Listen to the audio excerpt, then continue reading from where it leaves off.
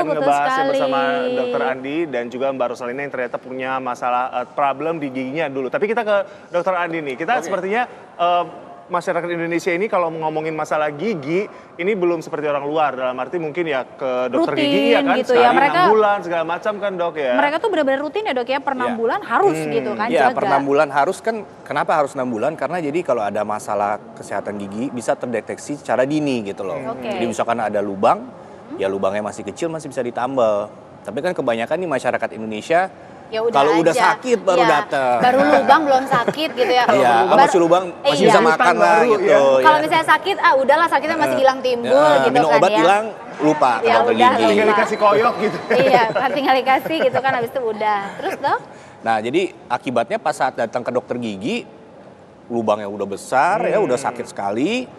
Jadi akibatnya perawatannya jadi lebih kompleks. Satu, akhirnya biayanya juga jadi lebih tinggi. Jadi Ya, besar. gitu. Jadi kadang-kadang banyak yang bilang, aduh ke dokter gigi mahal biaya perawatannya. Nah, itu mungkin kalau misalkan 6 bulan sekali check up, bisa dicegah juga. Yang gitu mesti kita loh. perhatiin selain tadi gigi bolong apa aja sih dok problemnya?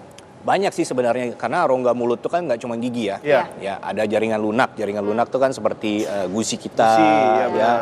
Ada tulang rahangnya juga, ada pipi, ya. Jadi kayak masalah sariawan itu juga mungkin buat kita, buat masyarakat awam itu masalah umum. Tapi kan kadang-kadang kita nggak tahu ya.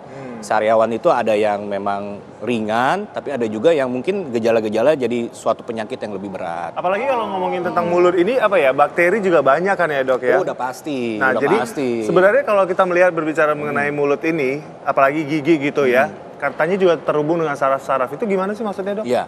Jadi selain memang mulut udah pasti banyak bakteri ya, karena kita perlu bakteri yang baik juga. Ya, karena kita ada air liur, ada bakteri yang baik dari juga dan liur itu ya. kita perlu ya untuk membunuh kuman-kuman yang jahatnya. Oke. Ya.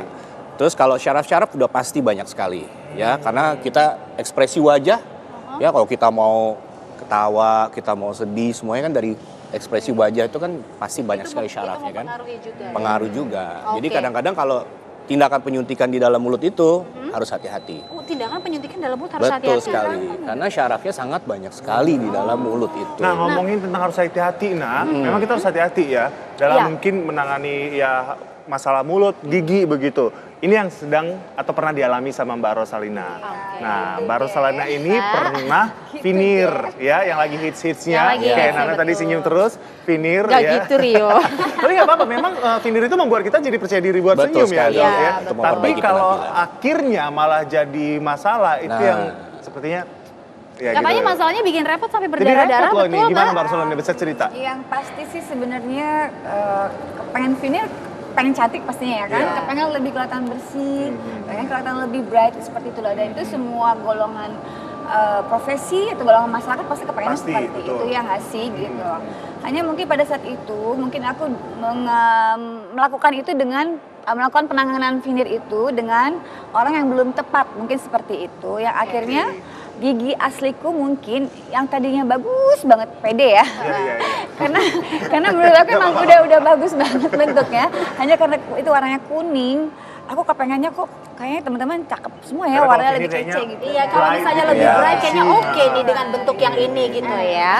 Nah pada akhirnya dengan penanganan orang yang mungkin belum tepat, aku asik-asik aja sih waktu itu dikikis tuh dok, Iya. gitu loh. Ngerasa ngilu nggak Mbak? Itu kan ngilu ya Of bukannya ya? course. Ngilu banget kan? Ngilu banget. Ngilu Tapi banget. sebelumnya itu sih karena kita ngebayangin bakal Cantik, Supaya cantik lah. Beauty is Beauty is pain ya, oke. It's okay lah, Dok, Ditahanin lah gitu ngilu kan. itu. Setelah itu sebulan kemudian berdarah-darah dok. Oh, jadi kejadiannya Oh, itu adalah sebulan Sebulan kemudian. kemudian. Jadi si gigi itu dipasang terlebih dahulu. Yes. Yang pertama adalah tadi merubah proporsi muka kita Iya, ya dok. bentuk wajah Pengaruh ya. ya dok ya. Oh ternyata pasti, ya. iya dong pasti. Itu kedua warna juga mungkin waktu itu mungkin karena kurang informasi. Jadi dikatain teman-teman itu adalah kapur barus. Karena Putih. Karena keputihan. Itu, itu yang pertama. Yang kedua adalah tadi pengaruh adalah ke gusi dokter. Iya. Kenapa gusi? Jadi gusi berdarah. Luka ya. Kenapa dia Iya. nancep gitu ya dok ya? Ya. Itu kenapa, Dok? Kenapa dok ya? Ya, jadi kalau masalah veneernya ini nih, yang Ocha alami nih, kalau berdarahnya udah pasti dari jaringan lunak atau gusinya. Satu, mungkin terlalu tajam veneernya, Oke. jadi menusuk. Terus kedua, kalau udah ada perdarahan berarti ada radang kan. Jadi udah ada peradangan di gusinya karena penyebabnya bisa aja karena Si nancep tadi itu? ya selain nancep itu juga sisa-sisa makanan mungkin terselip, ya terselip, terus susah dibersihkan nggak bisa keluar, akhirnya beradang gusinya. Makanya kan kira-kira waktunya sebulan ya mulai darahnya banyak ya. Sebulan dokter. Ya itu mungkin sudah ada peradangan, jadi bakteri-bakteri numpuk di situ.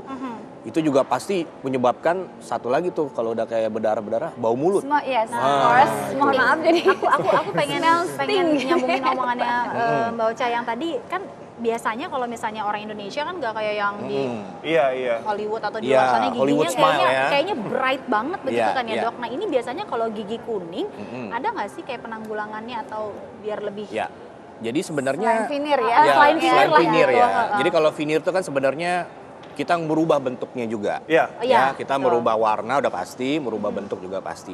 Tapi kan mungkin ada juga orang-orang yang, dok saya mau giginya lebih putih aja, tapi bentuknya saya udah suka bentuknya gitu saya udah ya. suka gitu. Nah itu bisa aja kita lakukan misalkan whitening dengan bleaching bisa. Itu atau aman ya, tinggi. Dok? Itu jauh lebih aman daripada Tuh, veneer karena nggak ada kan? pengasahan, gigi nggak Oke. dikikis gitu. Oke, nah ngomong-ngomong tentang supaya gigi Anda bisa lebih bersih ya, ternyata ada tipsnya. Nanti kita akan tampilkan untuk Anda tapi usai jeda ya di Intermezzo. Banyak info, Gak gak bikin kepo.